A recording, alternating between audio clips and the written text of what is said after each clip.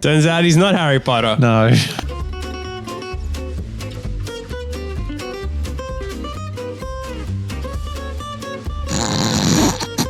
Wow. It's even crazier is no one got hurt.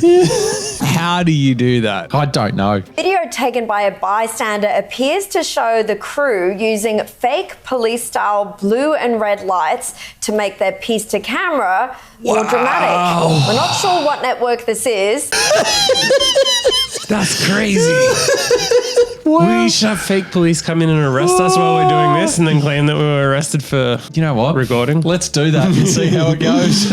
Foo Fighters Plumbing. Wow. What a business name. That's brilliant. What's a bad habit at home that Daddy's got? These people want to know what my bad habits. Well, don't tell too much. Say naughty words. I shouldn't say naughty words, should I? It would be considered acceptable if you saw a man spit, probably in the street, but if you walked along and you saw a 20-year-old woman spit, then people go, ugh. If someone comes up to me and just starts barking, you know, they just come up and... That comes out of nowhere. Yeah, my bad habits are people barking at me in public. Meanwhile, that actually happens pretty commonly now in modern day society. Yeah, wait till this guy grows up. Yeah. Wow. Holy Whoa, man. Just a stingray jumping over a crocodile. Yep. Average day in Australia. Pretty standard. God, I love this country. The Victorian Health Department's Facebook page, throbbing. They stole your word. Pain on one side of your head and your brain said, all right, I'm going to check it out. For signs that you might be experiencing migraine. I think I know if I have a migraine. I don't need to read about it in some clickbait. Throbbing. Yeah. Oh. I won't be the only thing throbbing if I got a migraine. State government, I've got something else that's throbbing, okay? All right? Or you. If you want to check it out, please do, all right? They'll send you plenty of pictures. A group of furious passengers have lodged complaints against Jetstar, claiming their scales are providing false weights on their baggage. At least 4 passengers in New Zealand have claimed the airline scales showed different weights at different points of the airport, resulting in fines of up to $65. Jetstar has denied it and says all of its portable baggage scales across New Zealand are regularly checked, serviced and calibrated in line with industry standards and guidelines. What a scam that would be. It's a brilliant scam by the airlines. Yeah. I mean, I would never doubt Jetstar and they want to get an extra 10 cents if any way they could. Of course they want to get free money out of you for nothing.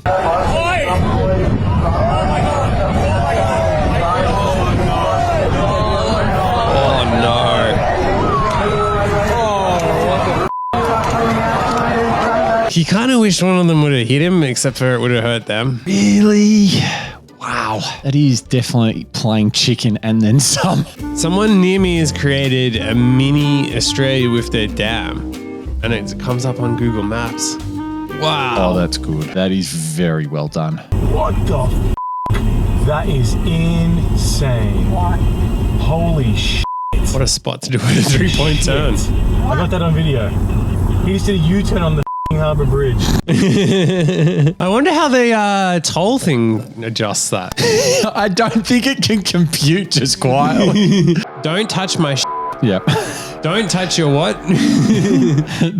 Damn it. That's my favorite kind of thing. What parking though? It's a great parking job. Yeah. A woman has been marched off a plane and arrested by Australian Federal Police after she abused other passengers and crew on board the Virgin flight that was about to take off from Perth, bound for Melbourne.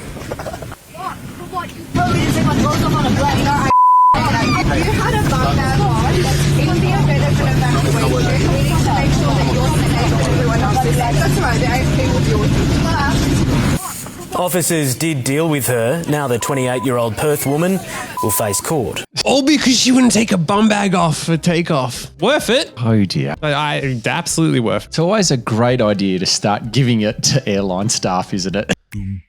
After decades of collecting Cats memorabilia, 75-year-old superfan Marge Bright has finally achieved her dream of meeting Geelong's famous Catman. Imagine that was your dream, to meet Catman.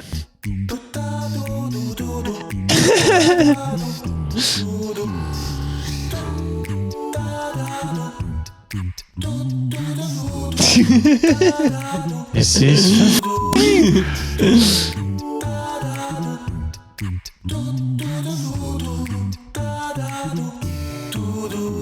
Imagine needing the newspaper to connect you. Fellow. What do you think that was? That is just absolutely disgraceful. This guy's taking the grand final loss well. And I refuse to accept that loss in that manner. I'm a sovereign citizen, so therefore we don't play by the current rules. We won a qualifying final from second place on the ladder. That, to me, means we have a credit. I don't accept this, and nor should any Geelong supporter. We should have that credit, and that game should be replayed. And Lockie Neal, so-called injury, how could he play?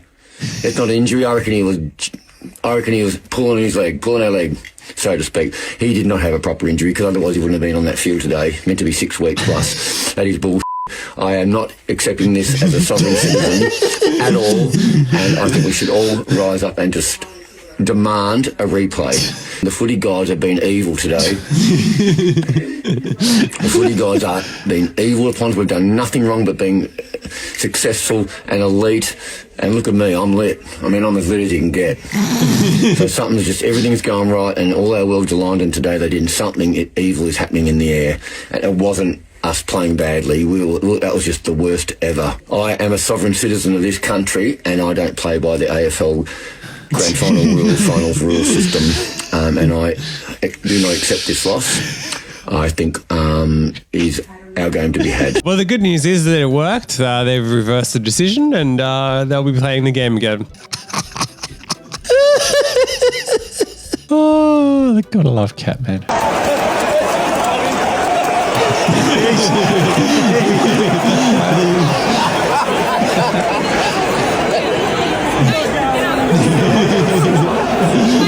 After that performance, that's all they deserve. He's not moving after the he watched in the last quarter. He's had enough. Is there a sports victory that has had a lasting impact on you? Too slow, too good, too old, go Cats. Oh, no. Oh, dear. What a tattoo. Do you want to get one, Marcus? Would require your team to win a game for once, so... The problem is, the one I would get would say 25 years and counting. Or in other... You could probably get 55 years and counting. Maybe you want to get one for the last time you had a root.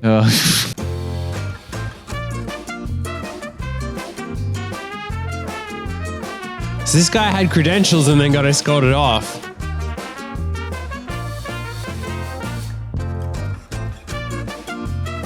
What a genius move, though, to print your own credentials.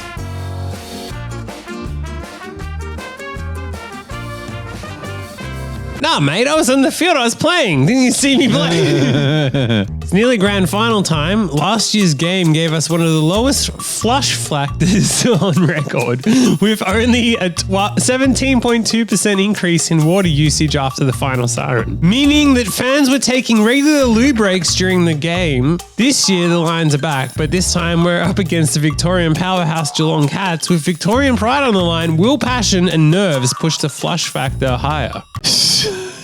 I love that our state money is spent on analysing the stats of when people flush the toilets during football games. This is actual literal that we're paying for. How important do you think it is we need to know when people literally flush the toilet? It's very important. Changes my life. You know, I don't even watch the game anymore. I just study the toilet flushes.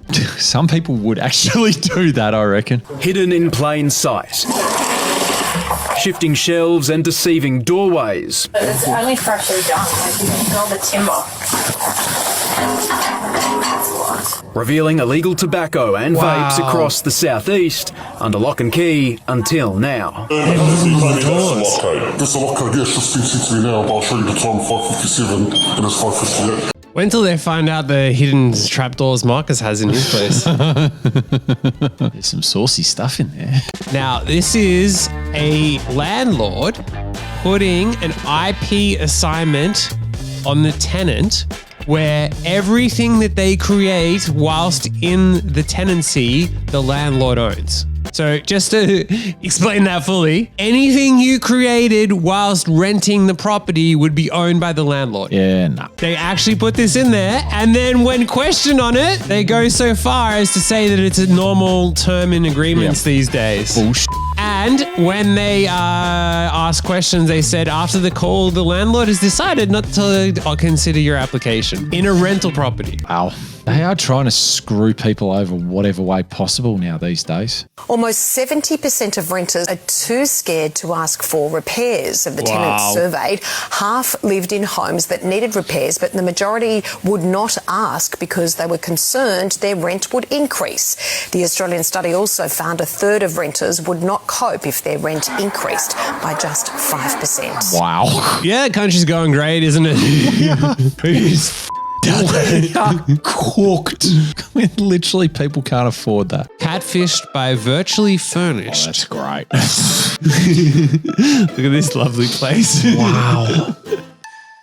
It's got a nice skylight in it. Nice and safe windows there. Look at that. Nothing wrong with the kitchen bench. All the drawers. Yeah. $800 per week too. Wow. Oh yeah, I forgot it's Sydney. So if it's standing, then it's basically $1,000 a week. Real estate agent truly are immune to feeling shame.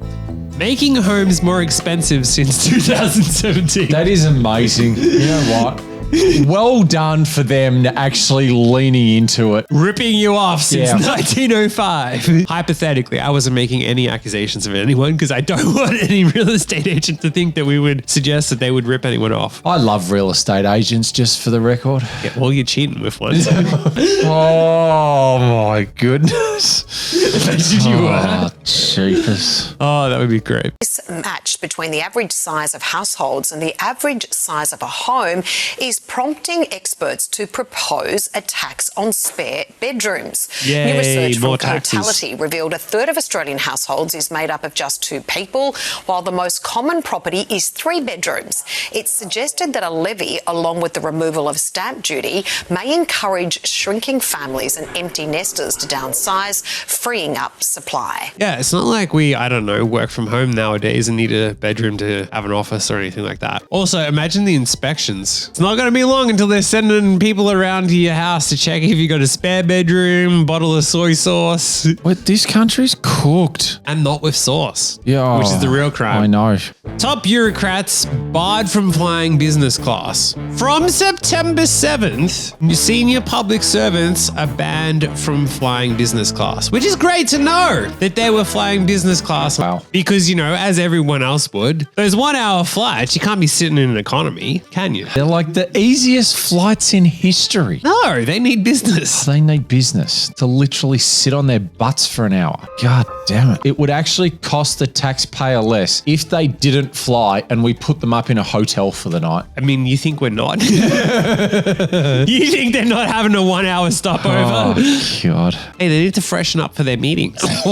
And also, we need the woman who's going to stop us from using Google, the e-safety commissioner, to be freshly in her business class seat while she lectures us on what websites we should be accessing. The shit we spend money on. I don't actually think in their special little bubble, they don't know what the cost of living crisis actually is. Well, you know how expensive business class has got lately. Last time, I mean, they don't because they don't pay for it themselves, do they? They don't, yeah. Hey, but how are you going to get the Qantas points and the status credits if you don't fly business class? Yeah, that's true. I need those status points. Yeah. I need to feel important when I'm flying. It found many public servants were waiting until airline double status credits promotion to book flights. Just love that they're like waiting for the deals that suit them. We pay for it, and then you get the benefit of having a free holiday on the other end with what you get out of it. I want my politicians to have platinum status with Qantas. They can have it. It helps me survive in this cost of living crisis. They already get platinum status anyway with all the deals they get. The platinum status is probably the least of their issues. Do you know how awkward it would be if our politicians had to go to the regular Qantas lounge instead of the Qantas business lounge? Cheapers. They'd have to sit amongst the scum who are only gold with Qantas. What? Who they actually represent? No, they represent the regular people who have to sit outside. We're talking about the gold people. They're the first level they're up. scum. They're the lower level scum. But they're still scum, aren't they? We can't have like regular business people or whatever. So like, how many levels on the airline of scum are there? Well, let's just not forget that like certain airports have an extra one with the higher even level that have secret doors that you can only be invited to go to. Oh, that's right. I forgot about that. You go in and there's this intimate club-like ambience. They know who you are. It's all timber and marble and lovely. They will fawn around you and treat you like a star, and they will upgrade you. This isn't first class. It's above that. It's above them. Yeah. God, you can't be seen with the plebs in first. Cheapers.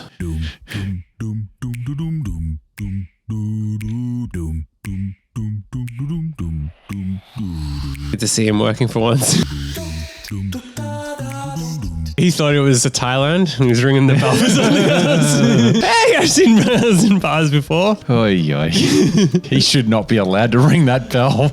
When people say that Australia doesn't have cuisine, I present to you the Dim Sim Palmer, the Walhalla pub in Victoria. That is amazing. I rate it. They've actually done it. I do actually want to try it. Combination of the two greatest feeds. Wow. I do actually want to try it. Definitely worth driving to wherever Walhalla is. You better like, subscribe, comment, share this with everyone you know, and watch every single video, or otherwise Marcus is going to tax your dim sims. And I'll make sure I get party of potato cakes on the side just for good measure as well.